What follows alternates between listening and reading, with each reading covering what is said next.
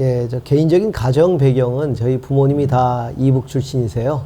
그래서 어머님은 함경도시고 또 아버님은 아버님은 평안도시고 그러다 보니까 이제 북한에 대한 어떤 마음들이 있긴 했었는데 또 북한 보고마에 대한 또 그런 당위성들은 알고 있었는데 사실은 어떻게 접근해야 될지 잘 알지 못했고 또 사실은 저희 세대만 해도 반공 세대다 보니까 쉽게 북한에 가까이 다가가는 것이 쉽지 않았죠. 그러던 차에 이제 제주에 와서 목회를 하게 됐습니다. 사실은 제주에 와서 북한을 품게 되었는데요.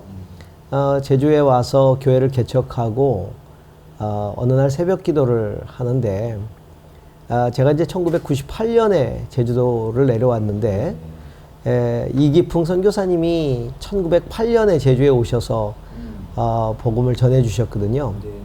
제가 내려오던 해가 90주년이 되던 해였어요. 그래서 제주의 그 당시의 이슈는 이제 10년이 지나면 선교 100주년이 되는데 그 선교 100주년에 제주의 교회가 뭘 해야 되는가에 대한 여러 가지 그 이야기들 또 토론들이 막 벌어지고 있던 때였는데 저도 역시 사실 연고가 전혀 없는 제주에 와서 하나님 교회를 개척하라고 했을 때 제가 무엇을 해야 될지를 하나님께 묻기 위해서 새벽에 기도를 하시는데 이기풍 선교사님에 대한 그런 마음을 갑자기 주시는 거예요.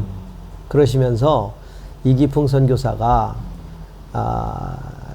조선 예수교 장로의 첫 7명의 목사 중에 한 명이었고, 그래서 그 중에 이제 해외 선교사로 이렇게 파송되는 케이스로 첫 케이스로 제주가 선택이 되고 그렇게 제주를 오시게 된 거였거든요.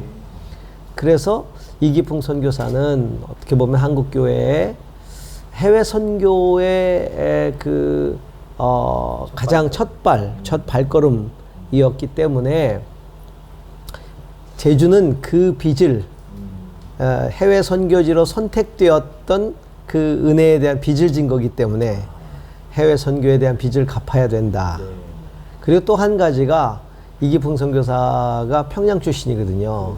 그래서 네네. 그래서 평양에서 제주로 와서 복음을 전해 주었기 때문에 북한 선교에 빚을 졌다. 그래서 제주에 있는 교회들은 선교 100주년이 되면 이 두 가지 빚을 갚아야 된다. 그래서 해외 선교와 북한 선교에 대한 마음을 강하게 주셨어요. 그러면서 그런데 이 빚을 갚아야 되는 건 기성세대가 아니라 다음 세대가 이 빚을 갚아야 될 세대니까 그 다음 세대들을 키워내라. 그런 이제 다음 세대에 대한 마음을 주신 거죠. 그래서 그걸 붙들고 기도하면서 이제 어떻게 하면 북한 선교를 해야 될까에 대한 그런 기도를 하기 시작했고 하나님께 길을 열어달라고 그렇게 기도를 하기 시작한 거죠. 탈북민들을 섬기는 일을 무작정 시작을 했습니다. 제주에 있는 탈북민들을 섬기는 일들을 뭐 행사도 하고 또 지원도 하고 또 뭐 음악회라든가 이런 거 해가지고 장학금을 마련해서 또 드리기도 하고 이게 탈북민들을 섬기는 그런 사역들을 그렇게 하다가 이게 다 북한 사역을 해보신 분은 알겠지만 중간에 어려움들을 다 한 번씩 겪거든요. 그러다가 저희도 이제 한번 어려움을 겪으면서 많이 이제 열정들이 좀 식게 되었어요. 그러던 중에 어떤 생각이 들었냐면 한 개교회가 그 당시만 해도 이제 탈북민 사역을 하는 교회는 뭐 저희 교회 외에는 많이 없었으니까 그래서 한 개교회가 그걸 맡다 보니까 그 개교회가 어려움이 생기게 되면 북한 선교에 대한 어려움이 생기게 되면 하던 행사가 다 중단이 된다거나 그래서 이래서는 안 되겠다. 더 많은 교회들을 같이 참여하게 하고 동역을 해야 되겠다 라는 생각을 하게 돼서 그때 이제 동기를 부여하면서 그래서 제주 북한 선교 협의회를 만들어서 활동을 하던 중에 그러면 협의회가 북한 선교를 위해서 기도해야 되지 않겠는가. 그래서 정기 기도 모임을 하기로 하고 그리고 이제 막 시작했던 즈음에 주빌리에서 연락을 온 거죠. 지금 그렇죠. 지금 인터뷰하시는 오 목사님께서 오셔서 주빌리에 대한 설명을 해주시고 목적, 비전, 취지 이런 것들을 설명해 주셨을 때 그게 너무 좋아가지고 그러면 이 북한선교협의회에서 하는 정기 기도 모임을 주빌리 통일 구국기도회로 하자. 그렇게 해서 이제 주빌리와 조인하게 되었죠.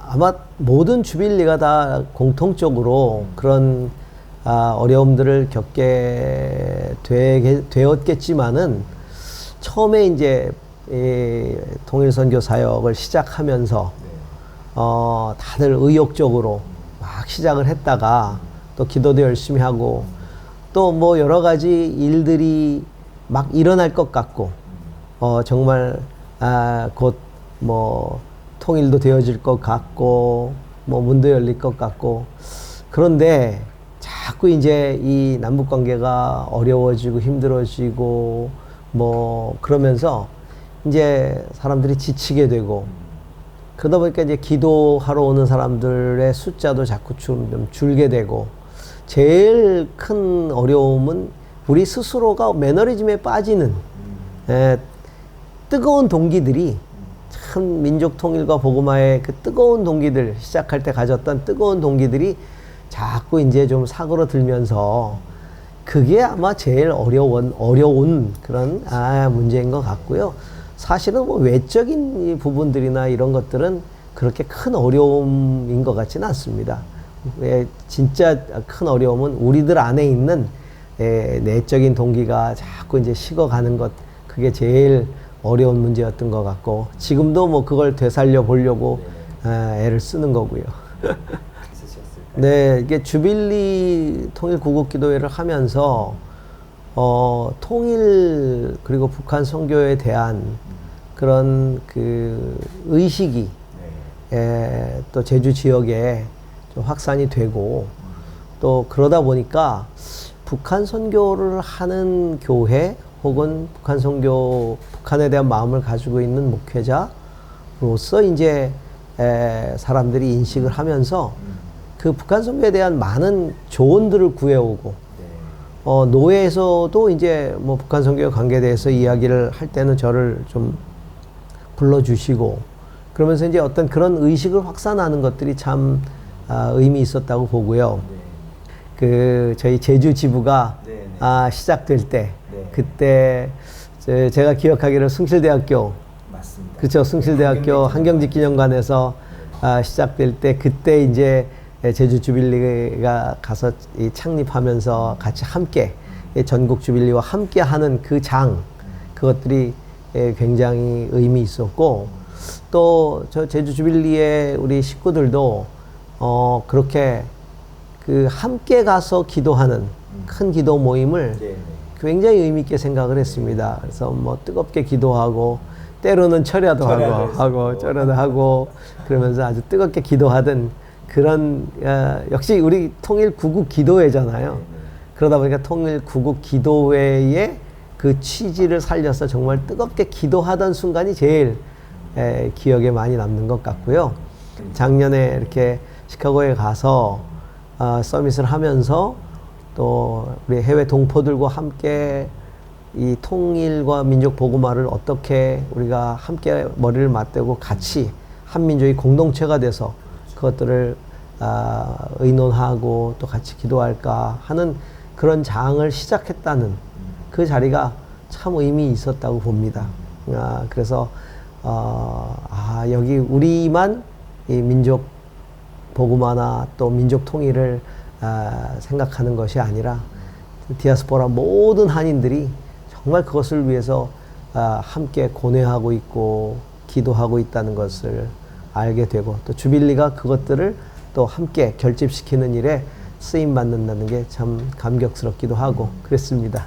물론 뭐 개교회도 해야 될 일이 많고 또 개인적인 사명들도 다 있겠지만은 사실은 하나님께서 우리 민족은 특별하게 그렇게 사용하신 민족인 것 같습니다. 다 아시다시피 세계 역사 유례가 없는 복음화의 부흥을 허락해 주셨고 그것과 아울러서 경제적인 부흥도 우리에게 허락해 주시고 또 세계에서 인구 대비로 가장 많은 그런 선교사를 보낸 그런 나라 민족으로서 우리가 하나님께 쓰임받는 그런 축복을 누리게 되었죠. 그런데 사실은 예수 그리스도께서 이 땅에 오신 게 모든 만물을 통일시키기 위해서 오셨다고 분명히 말씀하셨는데, 그런 하나님의 그 은혜와 축복은 하나님의 그 목적을 이루어야 의미가 있다고 생각이 됩니다. 하나님이 그렇게 우리에게, 우리 민족에게 복을 주셨을 때는 예수 그리스도를 통해 하시고자 하시는 그 모든 만물을 하나 되게 하는, 통일되게 하려 하시는 그 목적을 이룰 때 하나님이 가장 기뻐하시지 않을까. 그런데 우리 민족끼리 그것들을 이루지 못하고 있으면서, 또 특별히 저 북한 땅에 동방의 예루살렘이라고 불렸던 그 거룩한 이 부흥의 땅, 그 땅이 지금은 저렇게 복음의 동토의 땅이 되어 있는 걸 바라보실 때 하나님 얼마나 가슴 아플까. 그래서 다른 민족들은 북한에 대하여 다른 생각을 가지고 접근을 하거나 혹은 다른 생각을 가지고 이렇게 방관자로 있을 수 있다 하더라도 우리의 한민족은 그래서는 안 된다. 하나님이 주신 그 가장 중요한 그 사명을 감당해야 되지 않겠나. 그래서 이제 사실은 한참 반공의 시대 때는 우리가 통일에 대한 어떤 갈망보다도 그냥 민족 복음화를 우리가 위해서 기도를 많이 했는데, 이제는 그걸 좀 뛰어넘어서 민족 복음화라고 하는 큰 과제만이 아니라 또 당연히 이 민족이 하나 되는, 복음 안에서 정말 통일되어지는 이 일들을 위해서 우리가 더 적극적으로 또 기도하고, 또 교회가 할 수 있는 일들이 있다면 최선을 다해야 되지 않겠는가, 그런 생각을 해보는 거죠. 얼마나 어려우십니까? 이 코로나로 인해서 정말 모이기도 힘들고 또 기도 모임도 여의치 않은 이런 때에 다 힘들게 그렇게 우리가 이 위기를 극복해 나가고 있는데요. 사실은 위기가 기회인 것 같습니다. 하나님 우리에게 이렇게 어려움을 주실 때는 항상 우리 자신을 돌아보고 본질로 돌아가고 군더더기 다 빼고 정말 하나님이 기뻐하시는 것들을 붙들라고 하는 그런 하나님의 시간인 것 같습니다. 이럴 때에 사실 이 민족 복음화와 통일 이런 문제들은 정말 하나님이 가슴 아파하시면서도 가장 이 소망하시는 그런 문제인데요. 이런 것들을 위해서 지금도 기도하고 중보하고 또 애쓰는 우리 모든 주빌리언들 주님의 이름으로 축복하고요. 우리 어려운 가운데 기도하지만 그 기도가 하나도 빠짐없이 다 상달이 되어서 정말 이 하나님께서 더디하시지 않고 빨리 민족 복음화도 이루시고 또 민족 통일도 이루어 가시는 그런 것들을 우리가 목도했으면 좋겠습니다. 모두 응원합니다. 축복합니다. 화이팅!